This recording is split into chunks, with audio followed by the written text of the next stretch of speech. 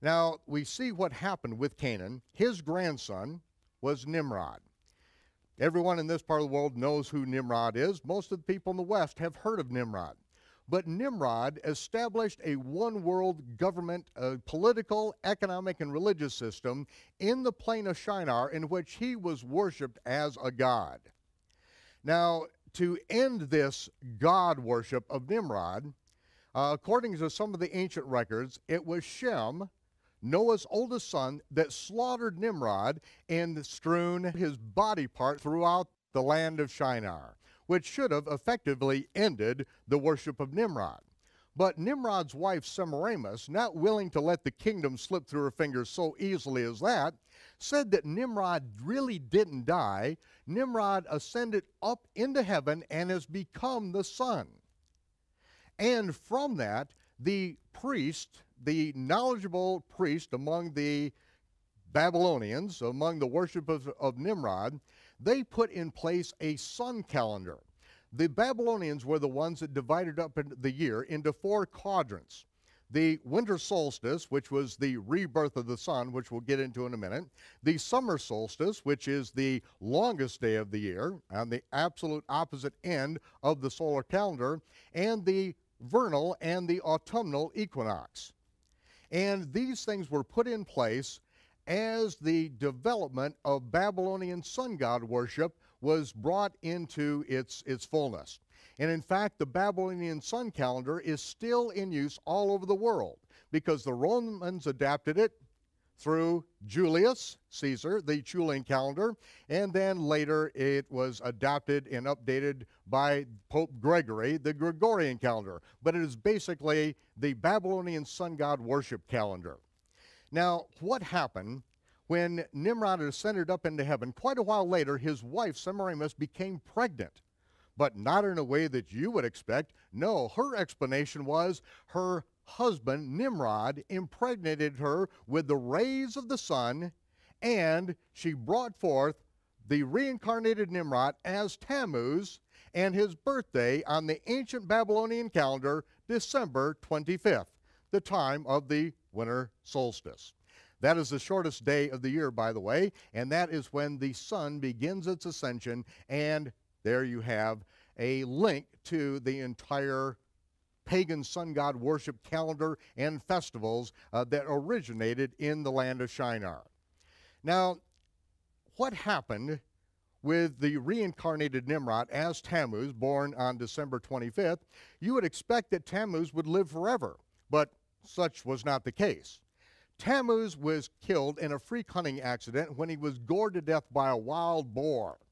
And so the worshipers of Tammuz then set aside 40 days of weeping for Tammuz because it was in the 40th year of his life that he was killed. So they set aside the 40 days of weeping for Tammuz, in which the sun god worshipers would deny themselves a pleasure in this life for the pleasure of Tammuz in his afterlife. Quite a while later, Semiramis, his mother, died. And she was so venerated that the story goes that she ascended up into heaven and the gods returned her to earth on the first Sunday. That's when the sun god worshipers worshiped their sun god, Nimrod and Tammuz. And on the first Sunday after the vernal equinox, that is when Semiramis was returned to earth in this giant egg, which landed in the Euphrates River. It cracked open, and out emerged Semiramis, reincarnated as Easter, the bare-breasted goddess of fertility and sexual desire, who came out of that egg and turned a bird into an egg-laying rabbit in order to proclaim her divinity. Now, at that point, the 40 days of weeping for Tammuz were stacked up in front of the day in which his mother was reincarnated as Easter, the Queen of Heaven. And so you have the 40 days of weeping for Tammuz, which is now called Lent in America at least. And then on Easter Sunday, when Semiramis was reincarnated as the pagan sex goddess, that is when they killed the wild boar that killed Tammuz, and that's why everyone ate ham on Easter Sunday as a completion of the sun god worship festival of Easter. Now, of course, in the West, People use the word Easter as if it has something to do with the Bible. Has nothing to do with the Bible. This is pure pagan sun god worship. And in this cave on December 25th, or as the winter solstice moved back through the period of time, this is where they had the child mass. Mass meaning sacrifice. They sacrificed infant babies here in this cave at the time of the child mass. Now it's called Christ Mass. I guess it's been changed a little bit somehow, but it is all Babylonian sun god worship that I'm explaining. Now, what happens with at the time of the reincarnation of Easter, then what we have are the pagan priest, the Canaanite priest, who would impregnate virgins on the altar of Easter right here in this cave, and then a year later, when those babies are 3-month-old, they sacrifice those 3-month-old infants, and then they would dye the eggs of Easter in the blood of sacrificed infants. The amazing thing is, to this very day, we can walk down this valley up into Jaffa Gate into one denomination's building on Easter Sunday, and they will have the eggs of Easter dyed one color, and one color only, blood red. If you ask the parishioners sitting in the pews why it's blood red, they have no idea, but it goes right back to what took place in this cave. This is what Israel adopted and were taken into captivity by Shalmaneser. These are some of the practices that Judah took into their bosom and became a part of their worship life, and they were taken captivity into Babylon. Now, as I have described all this, it's important to understand that after the Babylonian worship cycle was all put in place, that is when the Almighty knew that there was no amount of evil that would be able to be taken, that would be withheld from these people. And so he decided to confuse the languages, and at that point, he spread these people out by different languages all over the earth.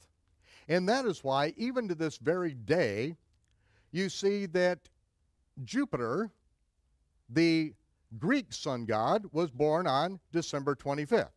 You see Ra, the Egyptian sun god, was born on December 25th.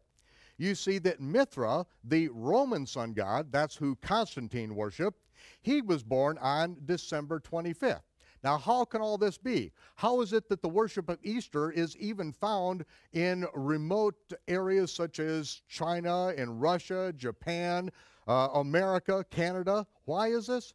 Because the confusion of languages scattered these people all over the land.